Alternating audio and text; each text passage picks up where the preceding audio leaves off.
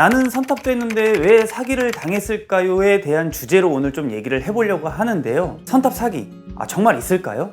사실 사기를 당했다라는 말의 표현은 조금 안 맞는 것 같습니다. 예비기사님들이 잘 모르시고 무엇을 봐야 되는지 모르셨기 때문에 사기라고 말씀하실 수도 있는데, 자, 기사님들께서 사기라고 말씀하시는 것들은 또 몇 가지가 있습니다. 그 형태에 대해서 조금 말씀을 드리겠습니다. 자, 첫 번째, 정말 쉬운 날에 선탑을 하셨을 경우입니다. 자, 배송기사님들의 일은 매일 똑같지 않습니다. 자, 편의점 같은 경우 배송지가 똑같지 않다는 것이 아니라 그날그날의 물량이 다를 수 있습니다. 자, 이렇게 생각하시면 되는데, 주말 장사를 하게 되겠죠? 또는 공휴일, 그 다음날은 물량이 많다고 보시면 됩니다. 주말 장사를 보통 한다고 생각했을 때요, 그 다음날과 그 다다음날은 물량이 많습니다. 또 이것도 센터마다 그리고 지역마다 차이를 조금 보이긴 합니다. 평일이 잘 되는 곳이 있고 주말이 잘 되는 곳이 있고, 예를 들어 강남 같은 경우는 평일에 더욱 장사가 잘 되는 지역입니다. 그러면은 잘 되는 평일 이후에 물량이 많겠죠. 그래서 정리하자면 제가 항상 드리고 항상 말씀드리는 말, 3일은 선탑을 해보셔라. 하루만 하고서요, 이거다, 나한테 맞는다 하지 마시고요, 어렵게 선택하시는 일자리 한 3일 정도는 타보시고, 그것도 꼭 어려운 날 한번 타보시고요, 결정하시길 바랍니다. 자, 그 다음에 두 번째, 선탑 때와의 업무 강도가 다르다, 이야기가 바뀌었다, 해보니까 너무 힘들다, 이런 것들인데요.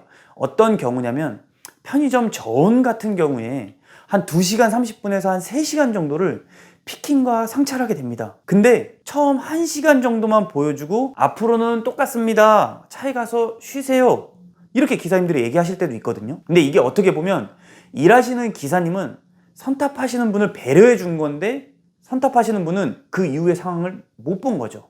1시간만 보고 그냥 다 똑같겠구나 하고서 가서 들어가서 쉬신 거죠. 센터마다 뭐 2개조, 3개조로 합쳐서 상하차를 하는 것들도 있습니다. 이것 또한 좀 센터마다 다릅니다. 3개조 같은 경우에는 3개조가 처음 들어오게 되면은 첫 번째 분을 피킹과 상차를 도와주고요, 그 다음에 두 번째 분, 그 다음에 세 번째 분. 이 말은 첫 번째, 두 번째, 세 번째가 모두 끝나야 출차를 하게 된다는 겁니다. 여기서 한 분이 느리게 된다, 그럼 두 분이 늦춰지게 되겠죠? 사실 싫어하시는 분들이 많습니다. 파트장님께나 또는 반장님께 조를 바꿔달라기까지도 합니다. 자, 결론은 피킹과 상하차, 내가 봤을 땐 혼자 하고 있었는데 알고 봤더니 조편성이 돼 있더라, 이겁니다. 그럼 배송의 장점인 혼자 일하면서 혼자 스트레스 좀 덜 받는 거 아닌가요? 스트레스가 더 쌓일 수도 있고요, 계약 해지를 좀 요구하시는 분들도 계십니다. 선탑을 했는데도 당했다? 아닙니다. 이것 또한 끝까지 안 보신 겁니다. 저는 저온 선탑을 하시는 분들은 차라리 덥게 입고 오라고 합니다. 센터는 좀 저온을 유지해야 하기 때문에 추우니까, 그리고 더우면 차라리 옷을 벗으면 되잖아요. 덥게 입고 오셔서 처음부터 끝까지 옆에서 지켜보시면서 쉬시면 됩니다. 자, 다음 세 번째, 선탑하시는 기사님이 직원인 경우가 있습니다. 영업사원이라는 말이겠죠.